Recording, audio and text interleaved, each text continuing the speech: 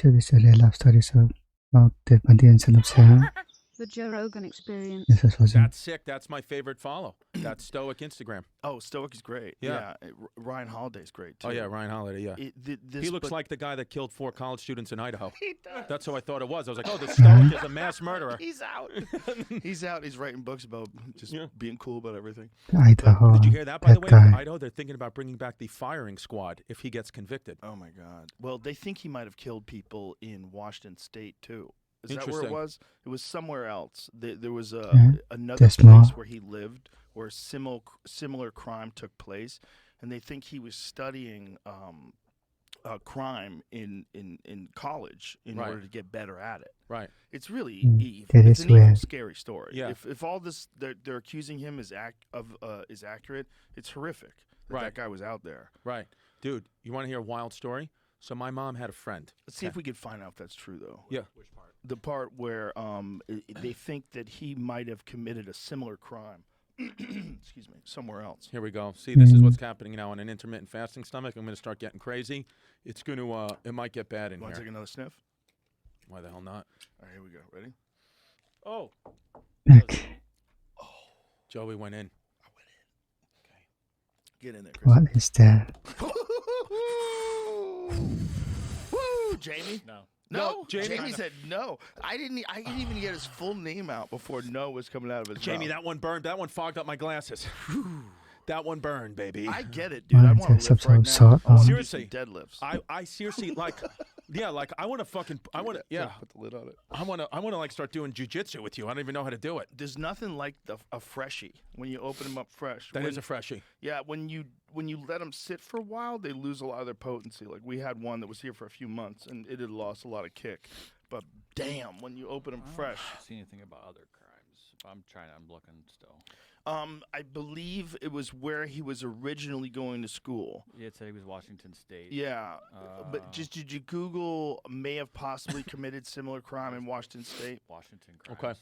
Just May Google have. may have possibly committed wanted for possibly committing Could similar be crime. major link. A lot of Right, serial that- killers come from Could this be part of the country. that he could be major link to other murders. This is it, and this is in Newsweek. Okay. Oh, it's I don't know though. Oh, it says new evidence recovered may be a major link to the Idaho murders. He's been accused of fatally stabbing University of Idaho students. The search warrant, which was reported by the New York Times, discussed several items which were taken from his residence. Where is the thing about the other cases? Oh, here it is. Attending another place. But And December 30th, he was arrested at his parents' residence in Pennsylvania.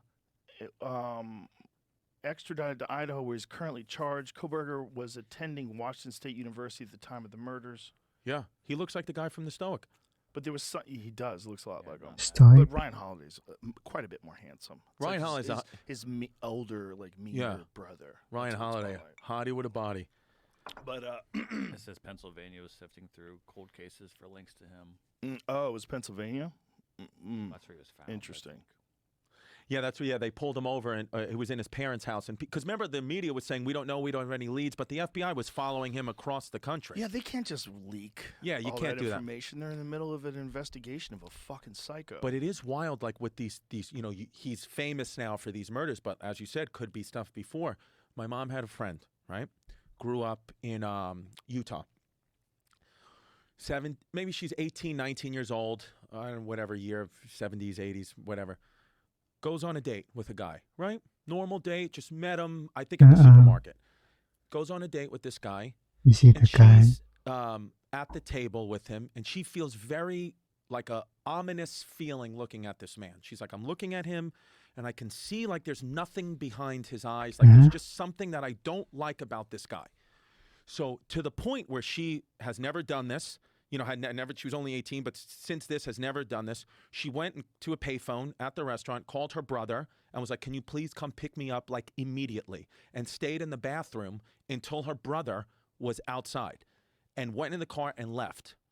And she was like, "I'm just creeped out by this guy. I can't explain it. I'm creeped out. All this energy. I'm creeped out. Creeped out." Now this man had picked her up from her house, so the brother had a paper route.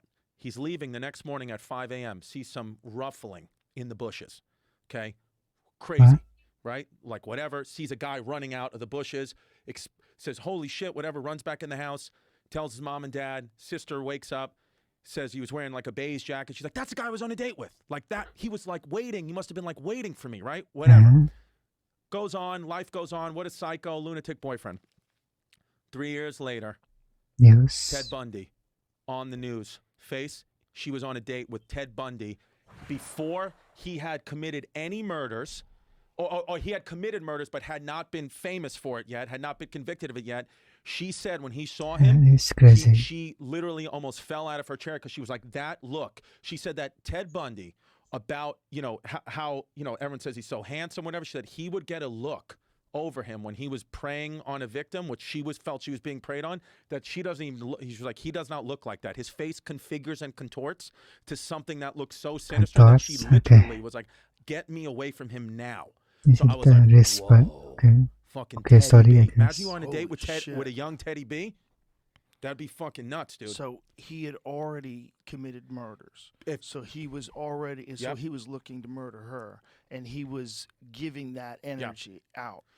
She said, based off when all his crimes were exposed, from what the FBI said, when she went on a date with him, let's say it was 1978, he had already been convicted, connected to murders in other parts of that. Because his first murders were in like the Utah region, and that's where they were. Holy shit. Wild, right? Holy shit. Dude, fucking, it's pretty nuts. And then I think I might have said this on the last one, but T.T. Jerry, when she was in prison, served prison time with the son of Sam.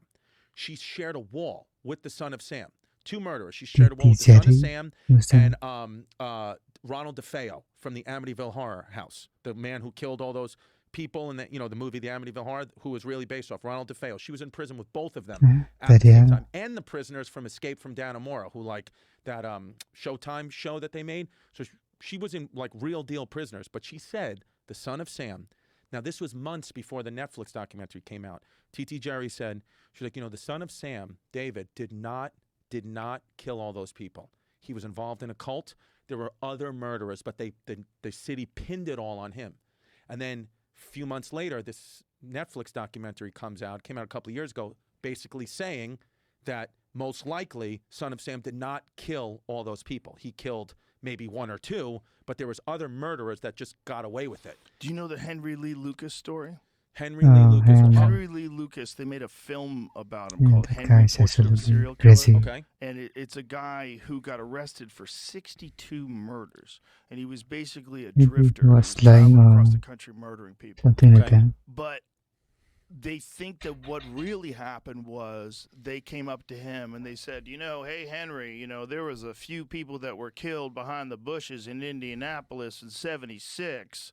We'd sure love to solve that crime. Was that you? Yep, that's me. I killed them too. Well, did you do it with a knife? Because we found a knife. Yep, knife. Killed him with a knife. Yeah. And this guy was basically a dullard and may have killed people. Like, a lot of drifters have killed people. But it seems like, Google that, make sure I'm correct on this. I think now they think that they attributed a bunch of crimes to him that he couldn't possibly have committed. It's a wild thing. The depraved serial killer who confessed to hundreds of murders. See, this is it. So it was more than 62, which is what I think he was originally charged with. 600 people. Okay. Drawn together by shared childhood trauma, Henry Lee Lucas and Otis Toole became lovers, then serial killers who terrorized America in the 1970s. So but he confessed to hundreds of murders, but they think that some of them he couldn't possibly have done. But did he stay in prison for the rest of his life because of it?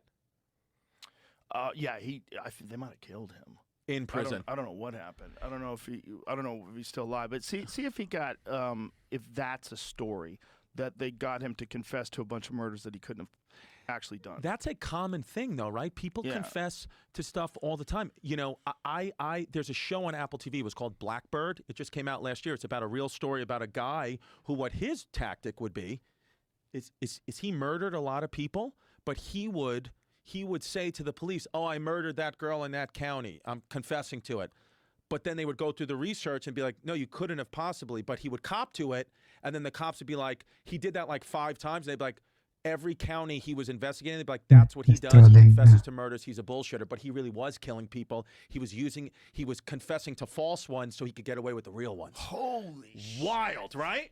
Holy Yeah. shit. So it's like some of these guys are so smart. It's a cool show. Dude, the show Black. Holy This shit. actor, I think is William Hauser. Something. Good.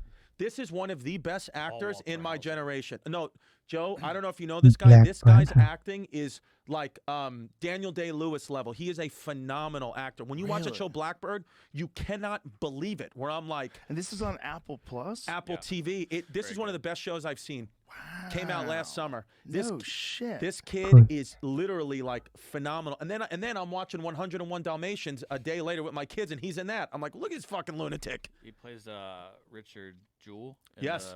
the Richard Jewell movie about the Olympic Park bombing. Yep. Wow. Unbelievable Good too. actor. He was also in that sketch show, I Think You Should Leave, on Netflix, which is one of the funniest sketch shows I've ever seen in my life.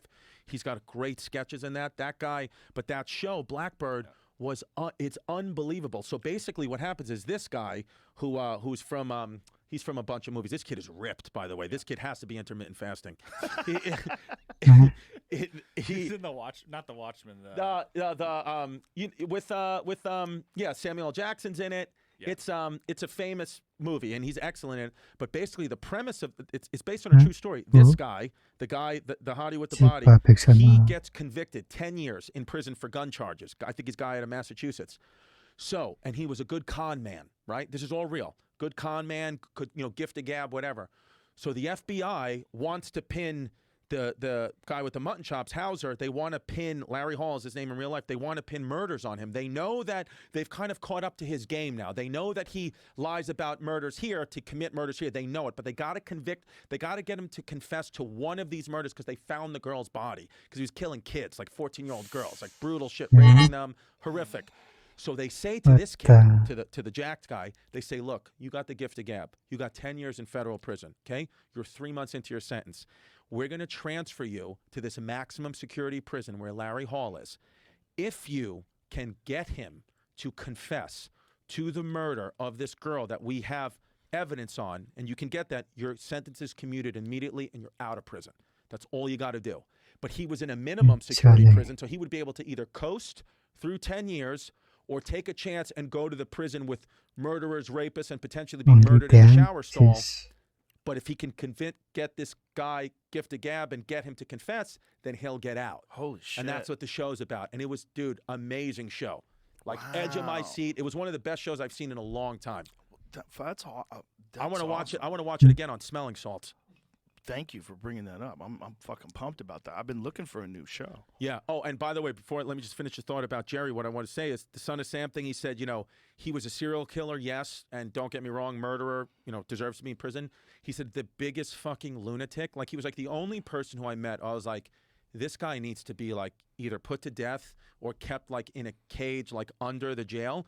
He said was Ronald DeFeo, who's the Amityville Horror House guy, because he said he would cook for him all the time, Ronald DeFeo, and he would like let Ronald DeFeo like jerk off to him. They would put like a prison mirror, and he would like, because he was trans, Jerry, so he would shake his ass a little bit and let Ronald like get his rocks off, whatever. He didn't care.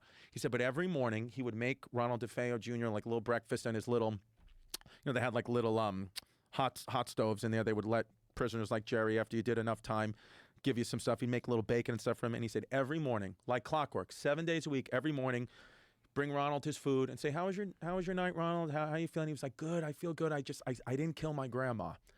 It's the only thing. I killed everyone in that house, but I did not get my grandma. So, but everything else, other than that, it's good. And Terry would be like, okay. And then keep moving. So he's like, still, he's in prison and that is true. The only one he didn't kill in that house, the grandma either got out or wasn't there, but he was like, there's no rehabilitation for that man. He genuinely believes if he does not kill he would say to him, if I don't kill my grandma, I'm not getting into heaven. So he had it warped. He killed his entire family, and he's like, that's how I get to heaven, but I got to get the grandma. And then he died in prison recently. But I was like, whoa, shit. I know, it's wild. Senti, sempre questo storyteller, è interesting topic, that's what's beautiful,